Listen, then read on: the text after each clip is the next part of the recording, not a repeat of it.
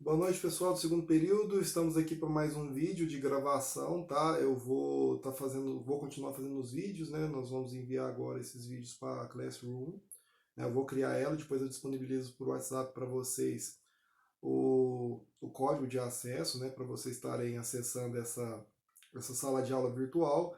E eu vou estar marcando para quinta-feira, quando nós temos a nossa aula, no nosso horário de aula, eu vou estar fazendo uma videoconferência com vocês através do Zoom Meet, onde nós poderemos tirar dúvidas a respeito das nossas aulas até aqui então, tá bom? Hoje, dando continuidade na nossa apostila, na minha aqui está na página 28, nós vamos falar sobre a extinção da pessoa física, ou seja, a extinção da pessoa natural, de nós, seres viventes. Como que essa pessoa natural ela se extingue? Pela morte. A morte, para nós, aqui no direito civil brasileiro, eles falam muito da parada do aparelho cardiorrespiratório, né? Ou seja, onde não há mais batimentos cardíacos. Mas a Organização Mundial de Saúde, a maioria dos países, eles têm entendido como morte, de fato, a morte cerebral. Tanto é que, após a morte cerebral, mesmo os órgãos ainda continuando em funcionamento, tal como o coração, entre outros, havendo a morte cerebral, já é possível até mesmo a doação de órgãos. Então, ou seja, se fosse considerado morte para nós só a parada do aparelho cardiorrespiratório e não a morte cerebral, essa doação de órgãos não poderia acontecer. Pois, como vocês sabem, conforme os direitos da personalidade, que a gente viu lá nos artigos 11 até o 21, né, é proibida a disposição do próprio corpo. Né, ela somente ela é aprovada para após da morte, de forma gratuita, para cunho filantrópico ou para caráter de estudo, né, ou no caso de doação de órgãos. Então, a morte para nós, hoje é considerada a morte encefálica. Tá bom?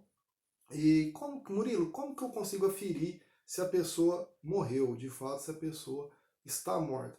Para o direito civil, essa morte ela tem que ser atestada por um profissional da saúde, né? Um médico tem, né, que fazer o atestado dessa morte. Tanto é que existe, então, o famoso atestado de óbito.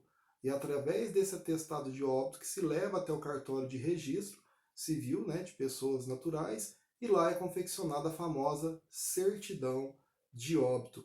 Então a morte, na verdade, para o direito, nós formos analisar a natureza jurídica dela, ela é um ato declaratório. Né? Há uma declaração da morte através desse estado de óbito, declara-se que a pessoa está morta.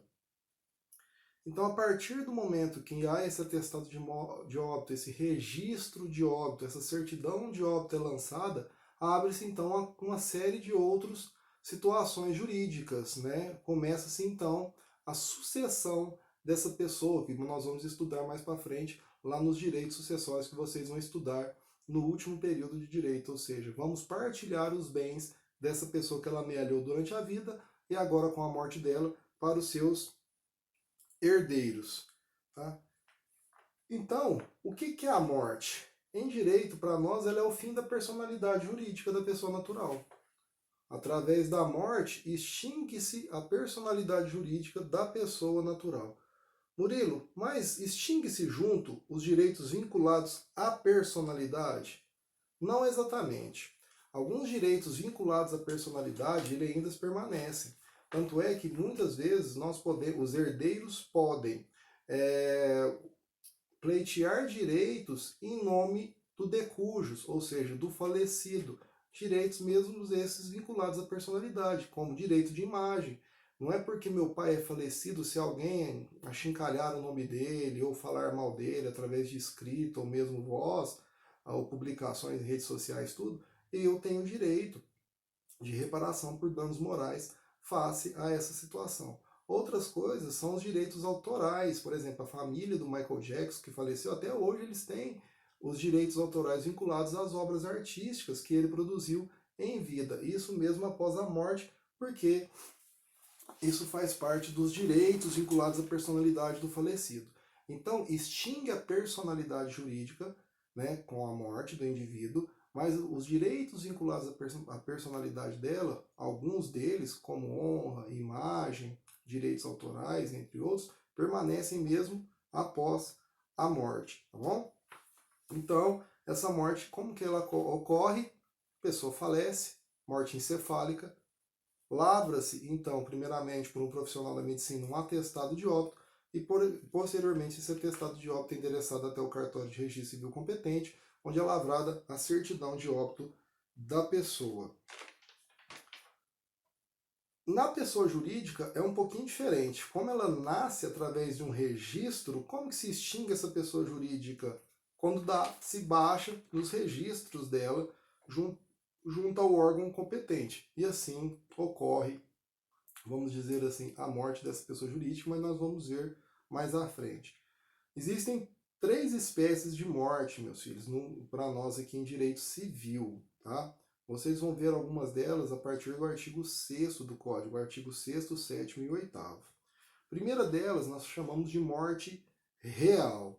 Por que ela é chamada de morte real? Porque aprova a realidade no fato. Há um corpo, a materialidade dessa morte, tá? Há um corpo onde esse corpo ele não possui mais funções vitais, seja do aparelho cardiorrespiratório ou mesmo a morte cerebral, tá bom?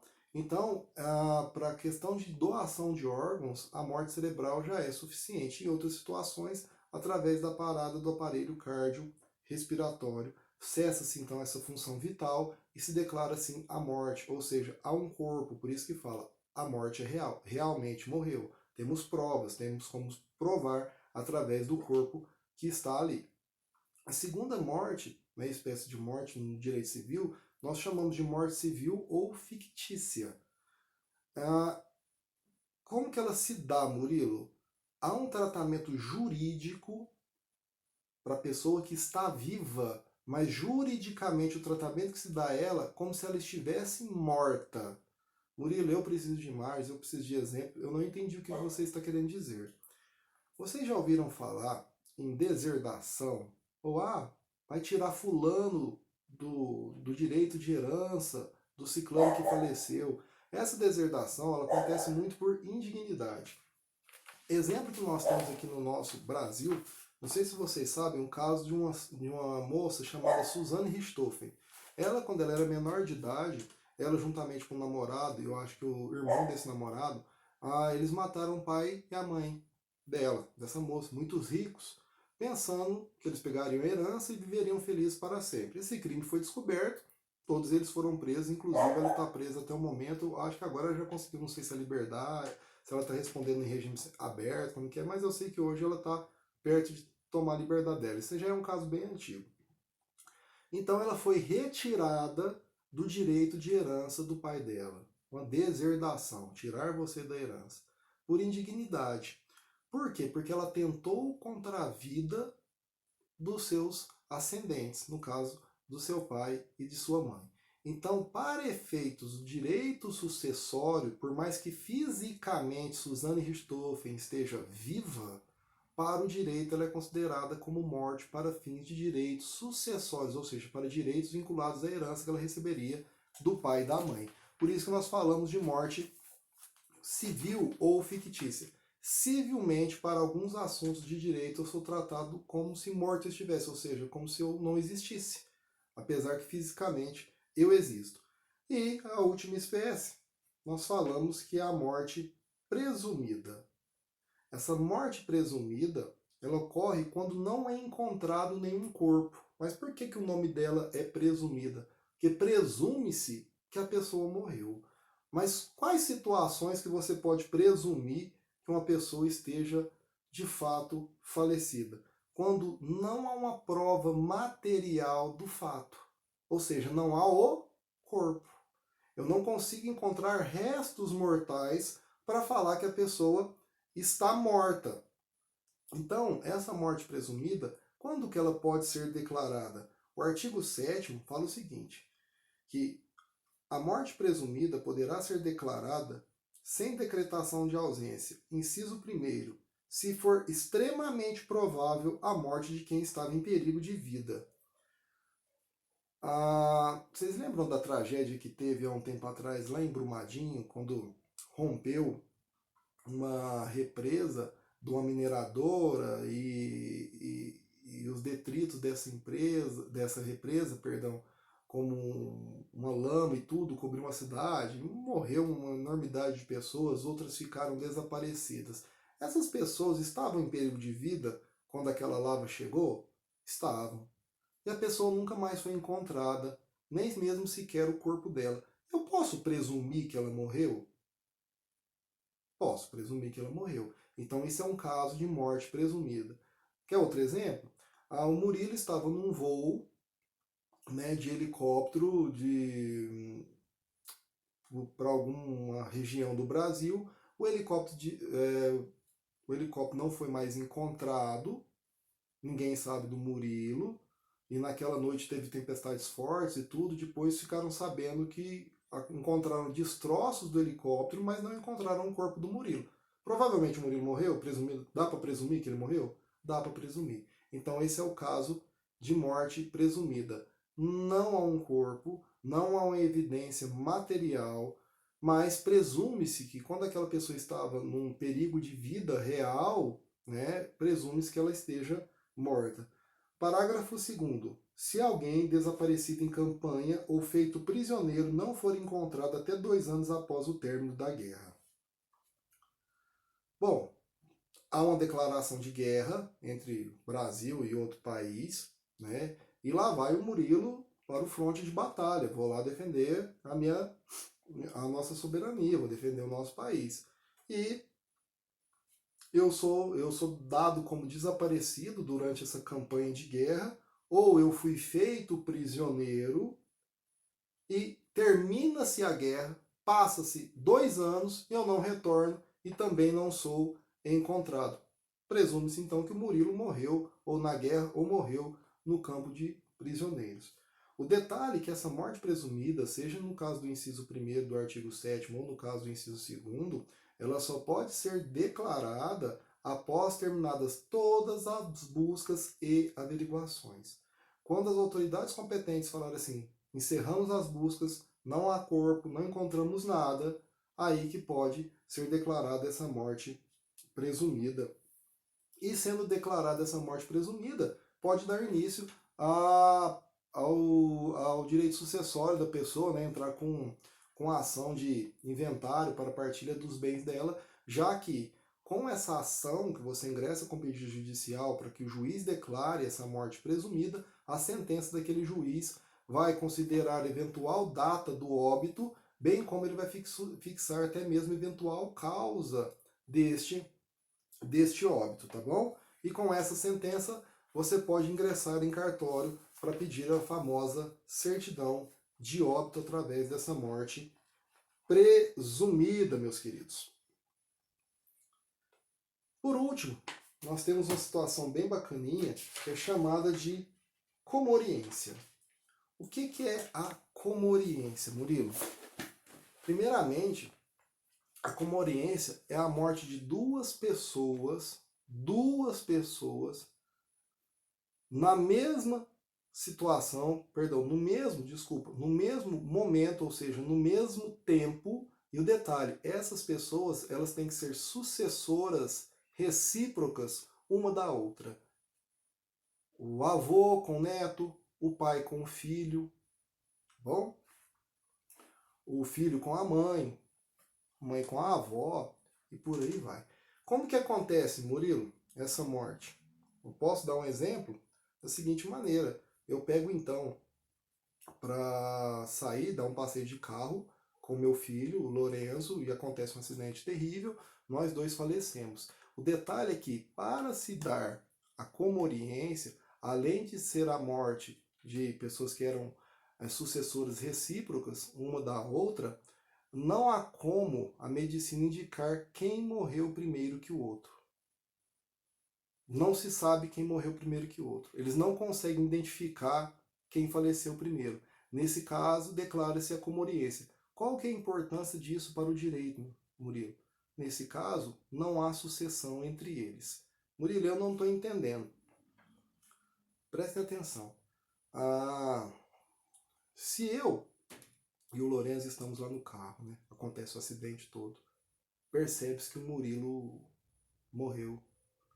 né, às 3 horas da tarde. Lourenço ainda foi socorrido pelo SAMU, encaminhado para o hospital, mas morreu 15 minutos depois. Os meus bens passam para o Lourenço e do Lourenço passa para os herdeiros dele. Se for dada como oriência, nem eu herdo do Lourenço, nem o Lourenço herda de mim. Assim, os herdeiros do Lourenço não pegariam nenhum dos meus bens ficariam tão somente com a minha esposa e com a minha outra filha. Essa é a importância. Imaginem se o Lourenço fosse casado e com filhos, eles não teriam direito à parte dos meus bens. Entendeu? Essa é a importância da comoriência. O bacana é que a comoriência ela tem que ser declarada pela morte dessas duas pessoas que são herdeiras recíprocas uma da outra, né? Isso acontece sempre na linha ascendente, e fala-se que ela tem que ocorrer no mesmo tempo, não precisa ser no mesmo local. Eu vou dar um exemplo meio absurdo aqui para vocês, mas a doutrina cita muito ele. Imaginem que eu estou aqui morando no Brasil e meu filho mora em Londres. No mesmo momento que o Murilo acontece um acidente aqui e morre, o Lourenço sofreu um infarto morando lá em Londres e também faleceu com o mesmo horário. Dá-se comoriência nessa situação? Também dá-se a comoriência. A comoriência ela só tem a importância porque ela cria um obstáculo à sucessão, né? Já que os comorientes eles não herdam entre si. Vocês vão ver isso lá no artigo 8º do Código Civil, fala sobre a comoriência. E além da comoriência, só um detalhezinho que existe o que nós chamamos de pré-moriência. Pré-moriência é quando duas pessoas da mesma família morrem no mesmo evento, só que ou em eventos separados, só que os horários são diferentes. É o que acontece corriqueiramente. No caso, no acidente, Murilo falece em determinado horário, Lourenço, que estava comigo, falece em horário posterior. Tá bom? No tocante à pessoa jurídica, meus filhos, essa pessoa jurídica, ela se extingue? Sim, a extinção da pessoa jurídica. Tá? Pessoa jurídica, como nós já falamos, são aqueles entes abstratos criados para fazer atos jurídicos que as pessoas físicas não poderiam. Como ela é criada por uma lei ou através de um ato registral, a pessoa jurídica, o falecimento dela dá-se também por um ato de registro ou por um ato de lei que cancela ela. Há 3 modalidades de extinção da pessoa jurídica. A convencional não é para qualquer tipo de pessoa jurídica, tá? Ela se aplica tão somente às sociedades e elas operam por vontade dos próprios sócios. Não desejamos mais ter sociedade um com o outro e assim nós vamos extinguir a nossa pessoa jurídica. Tem ela de forma administrativa, tá? Quando há uma intervenção de algum órgão do Poder Judiciário e faz a cassação da nossa autorização de funcionamento, por exemplo, o Murilo, eu tinha uma pessoa jurídica, mas eu estou usando ela para fins ilícitos. Aí eles vão e fazem a cassação do meu alvará de funcionamento e promovem a baixa daquela pessoa jurídica. E nós temos também através da forma judicial, que dá-se através de uma sentença proclamada por um juiz. É o caso das falências. Depois vocês dão uma olhadinha aí a respeito da extinção dessa pessoa jurídica, tá bom? A aula nossa de hoje acabou, tá? A respeito da extinção da pessoa física e da pessoa jurídica. A aula que vem nós voltamos tratando do assunto sobre a ausência. Espero que vocês tenham gostado e que nós possamos, na quinta-feira, através do Zoom Meet, tirar eventuais dúvidas dessas e de outras aulas passadas, tá bom? Fiquem com Deus, até mais, um abraço a todos.